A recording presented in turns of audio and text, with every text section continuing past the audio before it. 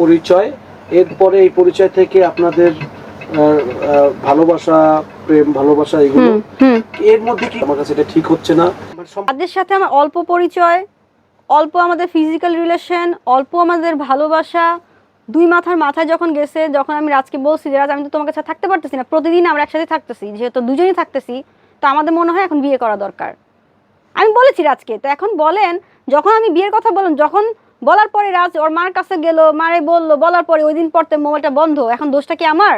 আমি তো বিয়ে করতেই চাইছি রাজকে, বৈধভাবে তারা রাজকে চাইছি আমি। এক্স্যাক্টলি ওটা বলি নাই।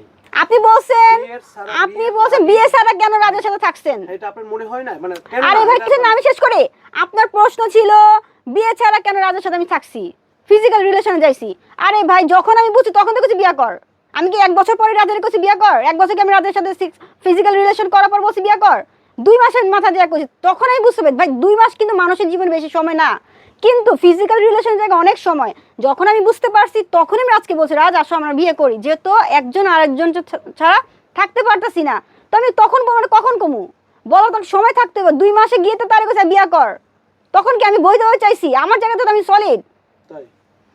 আচ্ছা ঠিক আছে, আপনার আমি যদি শুনেন আরেকটা প্রশ্নের উত্তর আমি দেই, আমি আমার জায়গাতে সলিড বললাম, রাজকে বলছি বিয়ে করে আসো, রাজ যাই না শুই না, আমাকে মুসলমান মেয়ে যাই না শুনে রাজই কিন্তু আমার সাথে 2 মাস থাকলো কেন?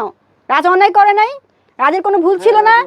রাজ একটা হিন্দু ছেলে হয়ে আমার মুসলমান মেয়ের সাথে 2 মাস কেন থাকলো? রাজ কি জানতো না? জানতো না বলেন? তো রাজেরও কিন্তু এখানে ভুল আছে। তো রাজের যদি ভুল করে থাকে, তা আমার ভুলটা কেন সমাজের মানুষ দেখে? সারাক্ষণ সমাজের মানুষ বলে আপনি কেন বিয়ের আগে 2 মাস রাজের সাথে ফিজিক্যালে গেছে। আরে ভাই ভালোবাসি, একটা মেয়ে ভালোবাসলে স্বাভাবিকভাবে দুর্বল হবেই। তো আমি যদি রাজকে ভালোবেসে রাজের কাছে যেয়ে থাকি, তো রাজ কেন হিন্দু ছেলে 2 মাস আমার সাথে থাকলো, এখন বলবে আপনি দিলে রাজ কেন আসবেন? আরে ভাই আমি তো ভালোবাসি, তো রাজ যদি ভালো না বাসতো তো আমার কাছে আইছে কেন? রাজ যদি ভালো না বাসতো কেন আসছে? একটা ছেলে ভালো না বাসলে, ভালো না লাগলে 2 মাস কারোর কাছে যায় না। তাও রাজ মদখোর, মদ খায়। রাজ যদি মদখোর হইয়া একটা মেয়ের কাছে 2 মাস থাকে, বুঝতে হবে মদখোর ভালোবাসছে বলে আইছে। নাহলে মদখোর কি অভাব ছিল? পকেটে টাকা ছিল, মায়ের তো মদ খাওয়ালে টাকাই দেয়। তো সারা ঢাকা শহরের মেয়ের কাছে যেতে পারতো না, আমার কাছে কেন আসছে? ভালোবাসছে বলে। শেষ পড়তে যে আপনাকে যারা ভালোবাসে, যারা আপনাকে নিয়ে পজিটিভ কমেন্ট করে, তাদের উদ্দেশ্যে কি বলবেন?